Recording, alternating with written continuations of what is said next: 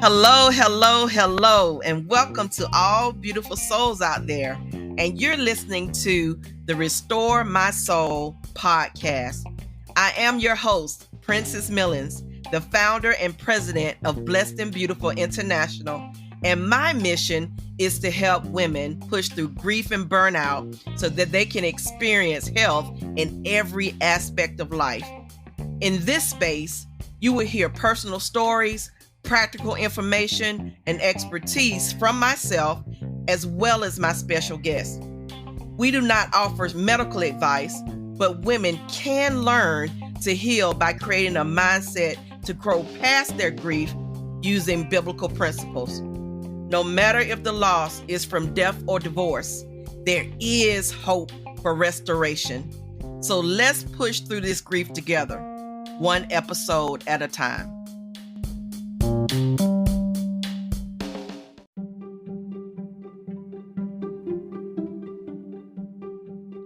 Triggers are a major concern, a major area of concern, not only if we're grieving, but also if we find ourselves burned out, stressed, and just feeling like we're hopeless.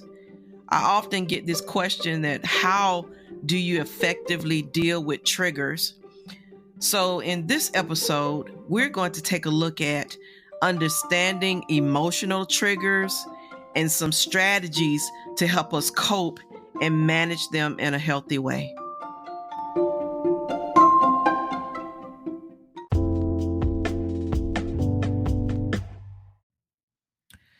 Quite often, triggers are seen as a negative thing, and for the most part, that's true.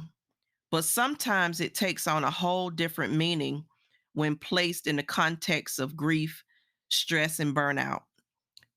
Triggers, by definition, are an event or situation that causes someone to do something. Or a little bit deeper, the Oxford Dictionary, someone or something read, seen, or heard to distress someone, typically as a result of arousing feelings or memories associated with a traumatic experience.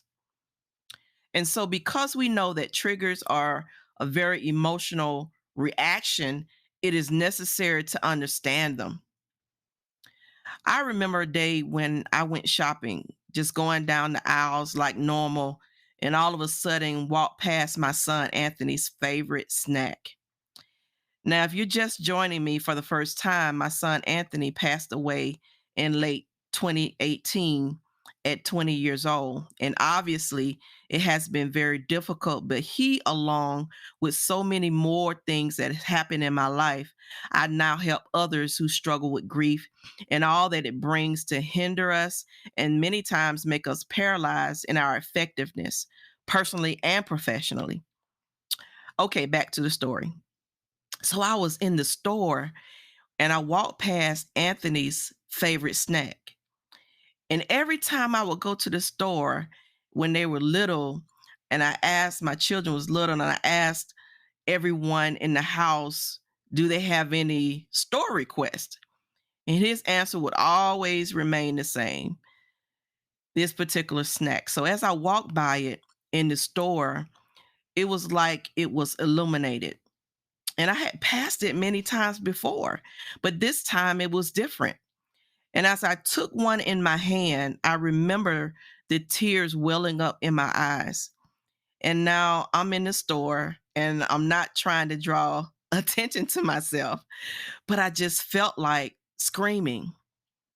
So I held the snack in my hand and I think I took a picture of it. And I said to myself, I remember. And in that moment, I wished that I could buy that snack for him again.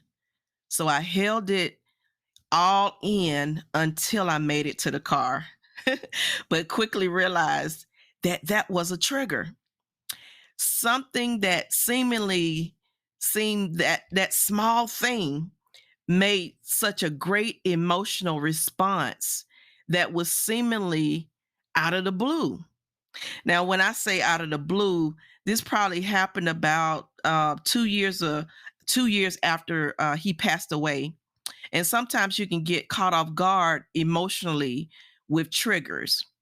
So it was not that I woke up that morning with my heart heavy, thinking about my son. It was just me simply walking by the snack. And in understanding our emotional triggers, I think that we have to recognize the external prompts that we get. And some triggers are, I think, situational, and some are social. And just like me walking in that store, or maybe for you is listening to a song or even having a family gathering, it can be anything and much of what we can control, but it is just what it is. And then we identify some internal causes, and then over time, anything can be internalized, I think, over time. And even when you're surrounded by your loved ones, your friends, your family, you may be carrying around things that interfere with your ability to live in the present moment. And then I also realized that we all have triggers, all of us, whether they are good or bad. And yes, triggers can be good, I believe. And if we go back to the definition of trigger being an event or a situation that cause someone to do something, then that something from the trigger can be good. If someone gives me a gift or so into my life, then it may trigger me to do the same good thing. And much of the literature and the things that you will see about triggers, a lot of times focuses on addictions. But triggers are much more broader than that. And it's important to remember that memory plays a powerful role in our lives. And then the last thing I would suggest to understanding triggers is to accept our individual differences. And we all are different, and all of us have triggers, and they are going to be different for each and every one of us. I may cry at the memory of my mom. Many people that experience combat are actually frightened and startled by loud noises. So, no matter what the event or the situation that we experience that causes that emotional reaction, remember that we do not have to be afraid of our feelings. And we can certainly turn negative triggers into positive ones.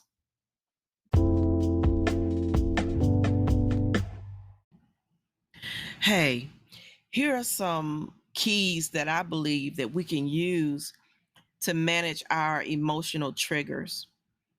And a lot of them I think are basic in nature, but sometimes not so easy, especially when you're going through. One thing I think is just to keep a journal. Tracking your triggers is often the first step in mastering them. And it might be helpful to just log the occasions when you experience these intense triggers or engage in the behavior you want to change. And you have to take notice of what's going on in your head and in your surroundings at the same time. And with that, you have to challenge yourself, I think. And the key to change is often placing yourself in difficult positions and being open to doing something new and more constructive, right? If if worrying about money, this is an example. If worrying about money is keeping you up at night and all you're doing is worrying, the new response is to just call your creditors and the people that you owe and arrange for payment plans. And that will be the new response that you would use to not worry about money, right? For me, I'm certainly not going to stop going to the store. And I will not prevent myself from going down that snack aisle. Matter of fact, I go down the aisle now with a smile. Even though I might shed a tear, it's okay to cry. Okay. And as I say, challenge yourself. You have to know your capacity. You need to always proceed at your own pace. Do what you can while you can, however you can. Know what you can do and what you can take. And then come up with some alternatives. So, just like that worrying about the money example, come up with alternatives and take advantage of the quiet times that you have to just brainstorm new strategies you can use when you're under the pressure of breaking down with these triggers. For me, when memories come that I had the power to have just a complete meltdown before, I begin to also remember the good times with my son, my mom, my grandparents. Instead of focusing on the fact that they are no longer here, I focus on the fact that I remember the good times that we have. It doesn't mean that you won't cry, but it means that you learn to deal with the aftermath better. According to Harvard Health, two of the things that reduce stress is making time to relax and living healthy. And we know that stress is a big thing that comes along with grief. When you're grieving, you get stressed. And so two of the things that Harvard Health says that you do is make time to relax and you live healthy. Reducing daily stress, I believe it will make it easier to handle these intense emotions that triggers bring. So being on a daily relaxation or start the day out by listening to music when you drive into the office or you're just having a morning routine. Do something that relaxes you. And then we have to live healthy, right? One simple way to make ourselves more resilient is to take care and good care of our body and our mind. We have to eat right. We have to sleep well. We have to exercise. And I think we'll be better prepared to bounce back from any stressful obstacles like these triggers that come our way. And then, y'all, we have to sometimes consider therapy. And if you're having trouble making progress on your own, professional help could make a big difference. And I say that's personal. That's personal for me. I know personally the effect that therapy and the good things that can come from therapy. Now, I believe in the power of prayer. And when you're in the counsel of people that you trust, like a therapist, counselor, or coach, you will get the strategies you need tailor made just for you. So now you put your prayer with your person that you trust, that God has anointed to help you through this. And then hopefully we all have and can develop a strong support network. And what I know is close family and friends are vital to feeling validated and nurtured during grief and stress and the things that we go through. And when you're dealing with these issues and these triggers, it's good to know that you have people who care about you and want to help you. And then the last thing that I think is just to show compassion. I think the more that we know about our own triggers, the more insight we can develop into what people around us may be struggling with as well. We have to strive to be a little bit more patient and forgiving, and people will be more likely to do the same for us. So when we show compassion, somebody asked me, what can I do to help someone who is grieving? And this is my answer right here: show compassion. Show compassion. And I believe that this is how you change negative triggers and the negative connotation that comes along with the word trigger to positive triggers. And we all have our own unique emotional triggers and how things affects us. But learning to handle them constructively enables us to fix the issues that get in our way sometimes so that we can move ahead in life.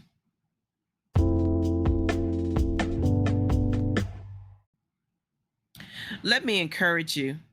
Many of us have struggles and sorrows, but I can say that there is some healing that takes place in the human soul when you comfort someone with the same comfort that even you have received. And Apostle Paul tells us this in 2 Corinthians chapter 1, verses 3 through 4, by saying, all praise to God, the Father of our Lord Jesus Christ. God is our merciful Father and the source of all comfort. He comforts us in all our troubles so that we can comfort others. And when they are troubled, we will be able to give them the same comfort God has given us. Amen.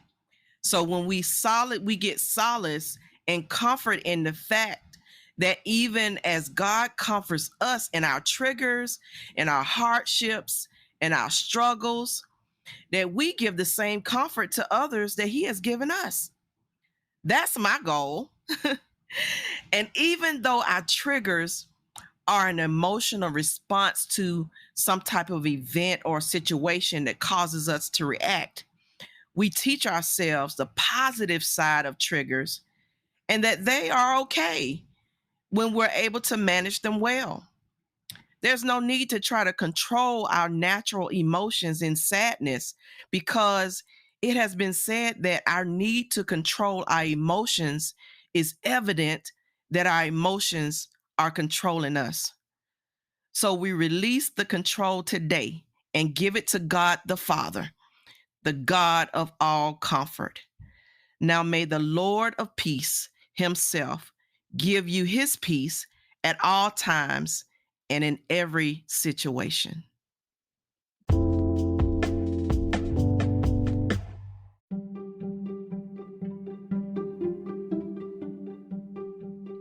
We have to accept that grief can trigger many different and unexpected emotions. So don't beat yourself up when you get emotional. I had to come to that conclusion that day in the store as I held my son's favorite snack. And it is normal to feel your emotions and express your feelings in a healthy way. And personally, I want to remember my son. I want to remember my mother and all of the good times that we had. I don't want to go through life dreading to remember. So I take in each and every moment that triggers an emotional response and not allow it to lead to depression, but I let it lead to a tearful but joyful memories that give me peace. They don't always have to be a negative thing. Triggers don't have to be negative, but learning how to manage our triggers is the key. And so remember, there's no timetable to healing process.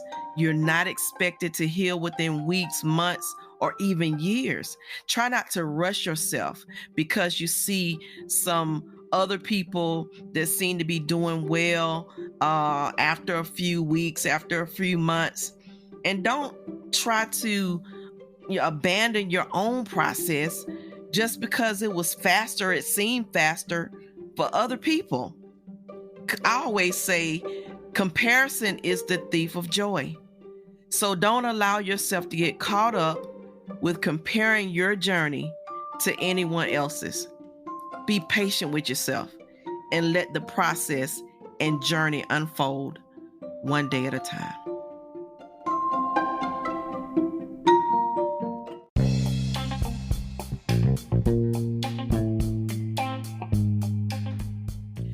With this, we have come to the end of today's episode, and I hope you had a great time listening.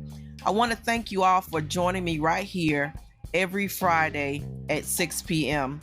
So be sure to leave your reviews and tell me what struck you most about this episode. I'm looking forward to hearing from you. Don't forget to like and subscribe to the podcast so that you don't miss out on any new releases. Also, please just share this episode and this podcast with as many people as you can so that they can join in on this Restore My Soul movement. And then lastly, I invite you to follow me, Princess Millens, on all social media channels. Well, that's my time, and I will see you in the next episode.